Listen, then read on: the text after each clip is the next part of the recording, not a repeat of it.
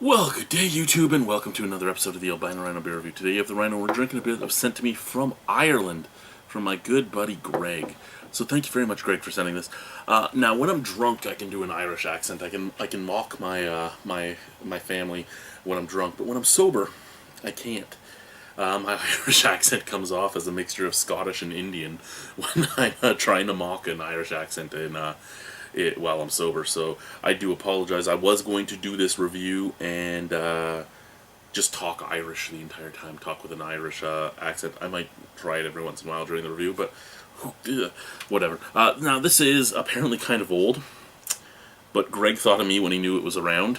He did say he got basically the last 6-pack in Ireland, and he sent 3 of them to me, one for me to review, one for me to do whatever I want with, and one for me to bring to his buddy, which I'm doing tomorrow. So by the time this video is uploaded, his buddy will have the beer. But because I don't want to just go to his house with one beer, I put together a little 4-pack for him. Anyway, this is from Brew. This is a red rye IPA at 7.4% alcohol by volume, and this thing is sold in a lot of countries by the languages on the back here. And the reason he sent this to me, because this is the Albino Squid Assassin. The Albino Squid Assassin, boys and girls. And that squid is holding a machine gun, a grenade, an AK-47. Does he have any other weapons? Oh, he has a knife, and another machine gun, and a pistol. So that's what he's holding that I can see. He might have other weapons in other hands, but those are the weapons I can see. I'm actually really intrigued by this beer. I'm really intrigued by this beer. We don't get many Brewdog beers here, so thank you very much, Greg. Again, I kind of want to do the Irish accent, but I destroy my culture when I do it. I really shouldn't.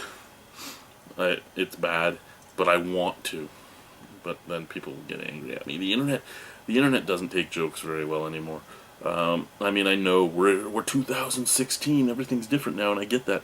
But I think back, I mean, I look back at the cartoons I have behind me, and I look at things like the cartoons I have in front of me that my kids enjoy, things like Transformers and G.I. Joe and Ninja Turtles and Ghostbusters, both the real Ghostbusters and the Filmation Ghostbusters. I think about all those shows, My Pet Monster, and I realize just how unacceptable those beers are nowadays. Those shows are nowadays. And I'm hurt.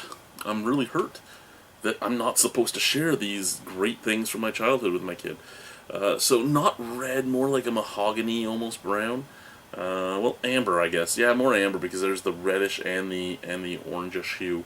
So I would go with amber. The head, off-white, almost mocha. It's that like froth from a chocolate milk. Not really a snap, crackle, pop, but the head is fading. You can already see the line of where it was to where it is now. Scent out of the glass. Woo! Now, I do remember him saying this was rather old. I'm just trying to see if I can see canned on.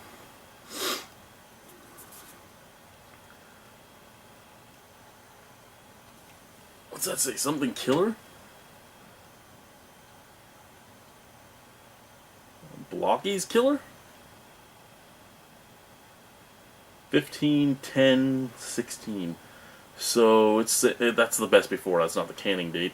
So it is about 2 weeks past its best before. But I don't care. I would never get to try this any other way. So, whatever. But very, very syrupy. Very syrupy, very, very cloying, syrupy, and kind of spicy on the nose. Out of the glass. Oh, and a little tiny touch of almost like cherry nibs out of the can.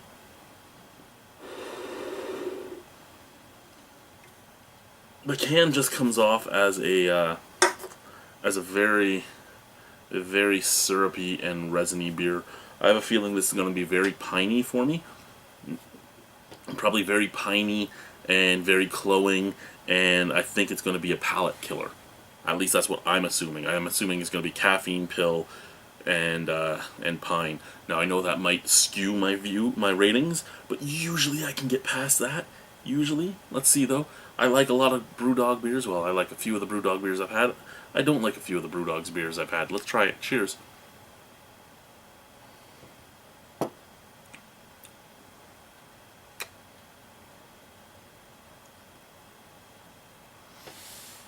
Okay, I'd say about medium bodied.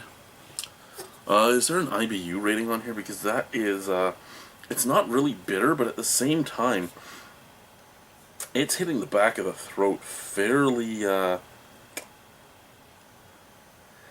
fairly hard. Now, what do we have here? Sweden, Norway, Italy, Finland, Netherlands, China. Yeah, there's a lot of countries back here. Australia. Okay. You get almost that slightly spicy caraway seed on the forefront, as well as a very bready, biscuity rye forefront. It's really like you took a piece of caraway rye and you just started chewing it. You get that slightly sour yet slightly tangy caraway taste, as well as that just grainy rye taste up at the forefront. The back end has faded quite a bit. I'm sure this is nothing like it used to be. Age though, it's actually quite a good drinking beer. It hits the throat with a lot of resininess, and it's not resininess like usual resininess. It's not that pine oil type of taste. It's not even a taste that I'm getting that is resiny to me. It's just the partial like throat expanding, throat closing hoppiness. Like there's a lot of IBUs in this. I'm just not tasting them.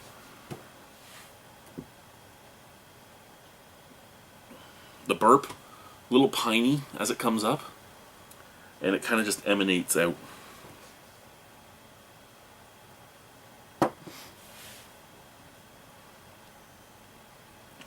So at this point, it's like a piece of caraway rye bread soaked in water with what feels like Centennial, Warrior, and Magnum hops. Just because there is no real flavor to it, it's just kind of that bitter, resiny finish. It smelled very syrupy, but it doesn't come off really sweet. It's not a bad beer. It's really not a bad beer, even past its prime. It's not at all what it probably was. I'm going to assume from these flavors that there was a lot of pine, a lot of grapefruit, and a lot of just resiny, bitter oils, and they've all faded to the point where it's basically just a piece of bread soaked in water with some hops added to it. I like it. At 7.4% alcohol, you wouldn't really be able to tell that. Like BrewDog normally does, they hide the alcohol really well. What would I give it out of 10? I'm going to put an asterisk on this because this is not fresh. I know it's not fresh. And hopefully somebody's watched to the end instead of just commenting, you didn't drink it fresh, you can't rate this, you can't review it.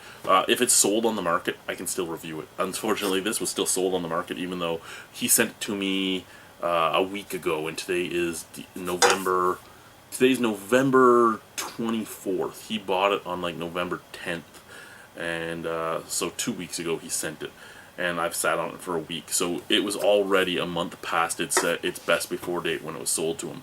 So if a distributor is going to sell a beer that's past its expiry date, then it's still a marketable beer. It's not like I walked into a store and they just gave it to me for free, or I walked into a brewery and they gave it to me for free. Out of 10 on this beer, probably a 6 the way it is. What would I think I would have given it fresh? Probably lower. If it tastes like what I'm thinking it would have tasted like, I'd probably give it lower because it's the hop profiles that I do not like. However, it was great to try this beer. Thank you very much for sending it. I'm going to bring it to your buddy tomorrow, as I said. I love the can art. This was going to go up on the collection. Maybe not this one. Maybe the other can he sent me, because this one is dented. So I'll get somebody to come over that wanted to try it. I'll let them drink it here, and then I'll keep that can because that can's not dented. And yeah, I love the can art. I love the fact that I have a guy that sees something albino and thinks of me, and I love the fact that I got to try it. So thank you very much. As I said, probably a 6 out of 10 for me, though I do albeit I am admitting that it is past its best before date, so I may have liked it more or I may have disliked it more. Either way, the beer aged to a point where it is still drinkable, and that's all that matters. Thank you guys for watching. Have a wonderful evening. Au revoir, a bientôt. See you soon. Bye-bye. Mwah.